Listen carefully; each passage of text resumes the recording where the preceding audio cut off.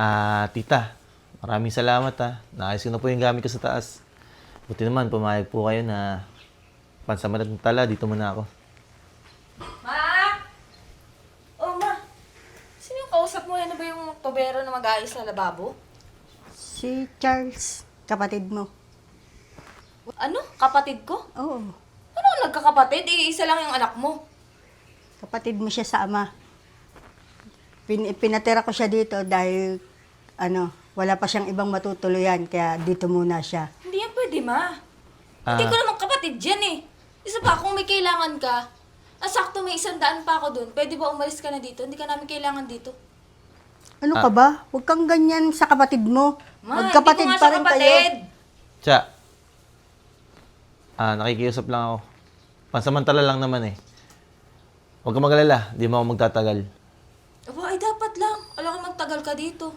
At kahit anong gawin mo, hindi kita matatanggap na kapatid ko. Naiintindihan mo ba yun, ha? O total naman, nandito ka na. Pues, dahil nakikita na ka lang sa amin, ayusin mo yung bahay namin, ha? Maglinis ka dito, maglaba, ikaw lahat ang gagawin namin katulong dito. Naiintindihan mo ba yun? Hindi libre dito, okay? Sige. Wala kang problema. Akong gagawa dito. O, mabuti pa, ma. I-cancel mo yung tobero, ha? Kasi siya na lang yung gagawa. Buti pa, umakyat ka na doon sa CR. Ayusin mo muna yung lababo doon kasi laging barado. Pinababago sa'yo. Salamat, tita. Ma, ano ba naman yan? Pati mo man lang agad sa akin sinabi. Tsaka ayoko may napasok dito na ibang tao. Hindi ibang tao si Charles. Kapatid mo siya. Ma, hindi nga. Hindi ko nga siya kapatid. Isa pa, wala akong kapatid sa labas na ganun. Pumapayag ka, ma? May kabit si Papa? Tapos patutuloyin mo dito?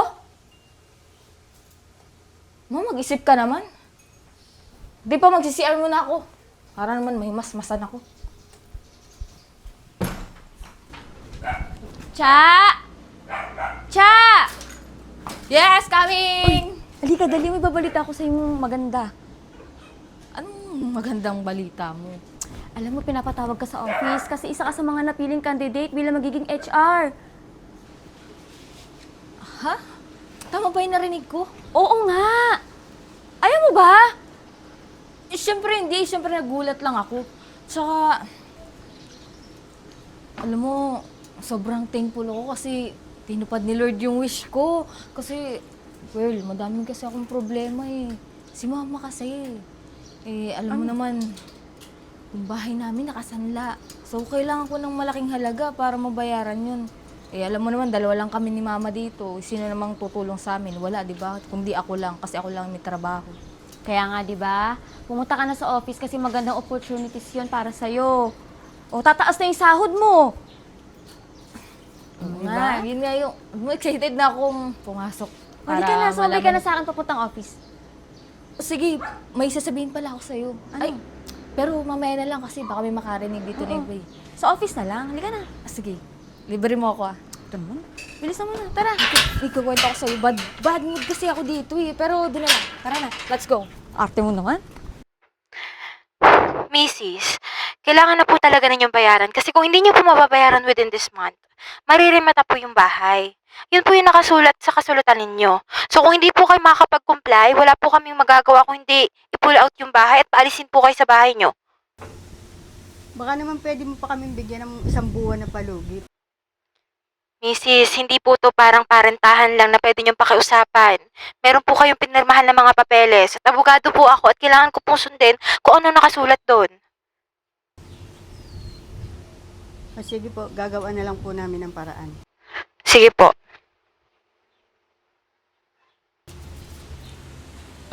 Tita. Narinig ko po sa kausap niyo, nakasanla pala yung bahay niyo. Oo, naisanla ko kasi ito mula nung mawala yung tatay mo. Kasi wala naman akong ibang pagkukunan para lang mapagtapos ko ng pag-aaral yung kapatid mo. Tita. Magkano niyo po ba nasanla tong bahay? Malaki-laki rin Ano po bang plano niyo? maghahanap na lang tayo ng ibang mauupahan at wala pa tayong pantubos dito, kukunin na ito sa loob ng 1 buwan. Ako, tita. Mukhang napasama pa yung pagtira ko dito ah. Parang naging pabigat pa ako sa inyo. Pero hayaan mo tita. Siguro naman magagawa ng paraan yan. Mabuti pa siguro tita, kumain po muna kayo kasi pagluto na po ako eh. Tatapusin ko na po yung paglinis dito. Salamat. Sige po.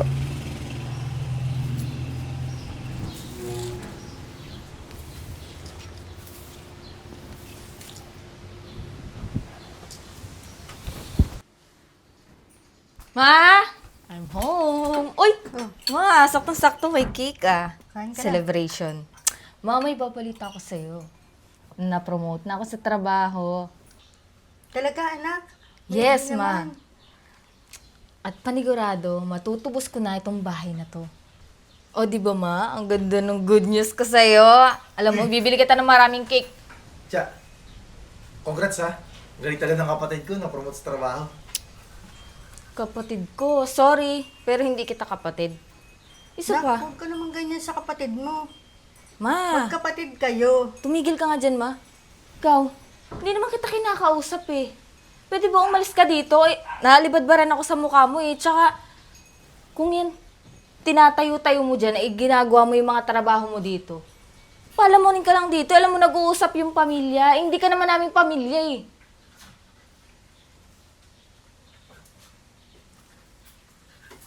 Yan, mais ka.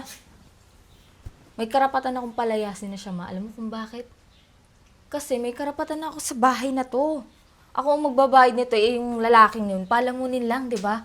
Bakit ba pinag-stay mo pa dito? Ba't ang tagal? Hindi ba Kapatid pwede? mo pa rin siya. Kahit anong gawin mo, magkapatid pa rin kayo. Man naman, hindi ko siya kapatid, okay? Never. Tsaka nga pala, anak, tumawag si attorney. 1 buwan na lang ang binibigay na palugit sa atin dito sa bahay. Ma, 1 buwan na lang? Paano kung babayaran yun? Ikaka-promote ko pa lang. Ma naman, anong gagawin ko dyan? Huwag ka mag-alala, kakausapin ko na lang si attorney. Baka mapapakiusapan natin na bigyan pa tayo ng mahaba-habang palugit. Eh, hayaan mo na, ma. Ako na lang bahalang makiusap kay attorney. Total naman, na-promote na ako sa trabaho. Eh, siguro naman papayagan ako ni attorney. Tsaka malaki na yung sahod ko. Makakabayad naman ako kahit pa unti-unti sa kanya. Kahit yung lahat ng sahod ko, ibigay ko na lang sa kanya. Huwag lang tayong paalisin dito, kaya kunin tong bahay. Sige anak, sana makuha natin itong bahay na ito at ito lang naiwan sa ating alaala ng daddy mo. Eh, huwag ka mag-alala, ma. Lahat naman gagawin ko para sa iyo eh. Tsaka, ma, pag nakausap ko si attorney at pumayag yun, yung lalaking yun, palayasin mo dito ah. May karapatan na ako ngayon dito. Hindi na siya pwedeng manirahan dito matagal. Sige na, ma. Sabihin mo sa kanya yun ah. Tao po.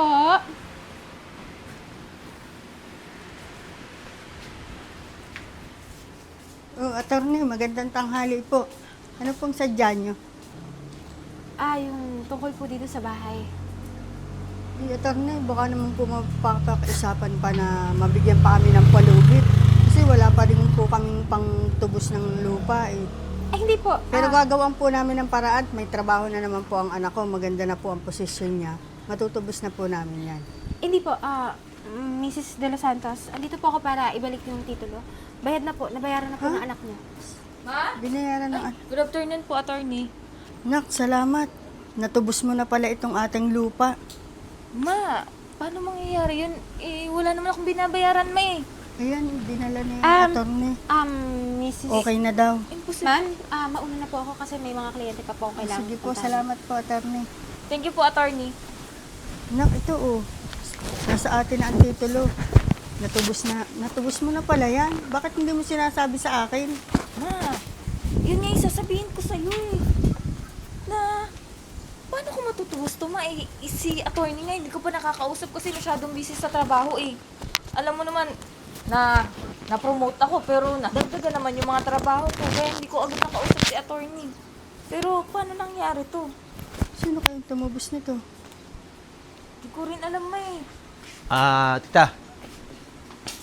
Gusto ko sanang sabihin sa inyo na alis na ako. Nak, ikaw ba ang may gawa nito? Opo, tita.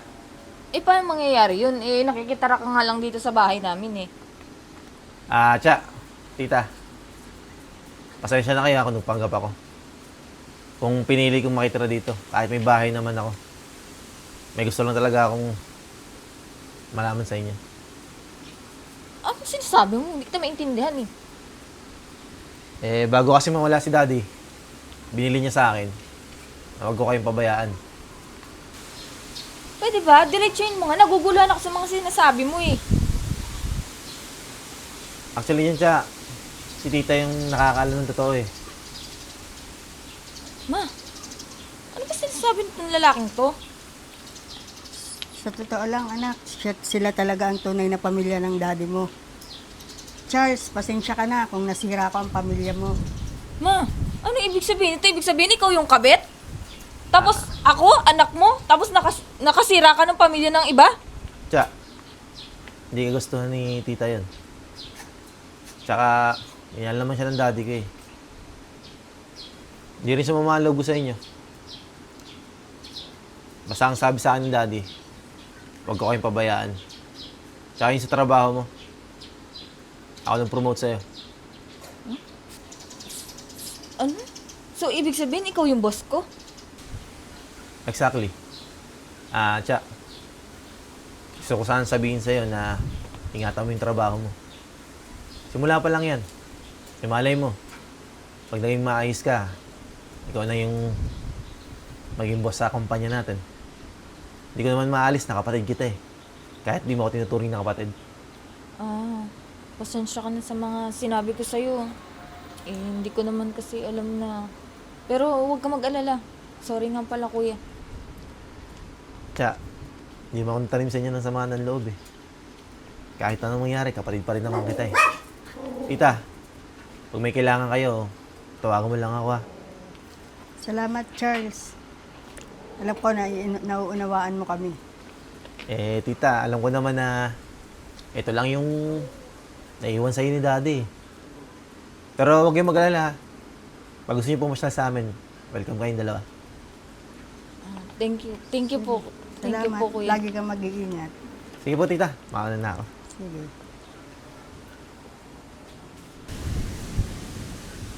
Ma, bakit di mo sa akin sinabi na si kuya pala yung legal na anak ni Papa? Sasabihin ko din naman sa iyo yun eh. Nauna ka lang mag-react ng ganun sa kuya mo.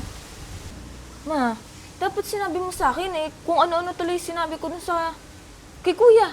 Tsaka siya pala yung dahilan kung bakit naging maganda yung posisyon ko sa trabaho. Nahihiya ako, ma.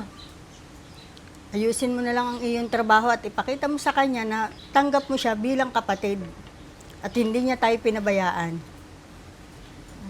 Sige, ma. Huwag kang mag-alala. Magbabago na ako kay kuya. At ituturing ko na din siya ng tunay kong kapatid. Sige. Tara na, ma. Tago mo to, ma.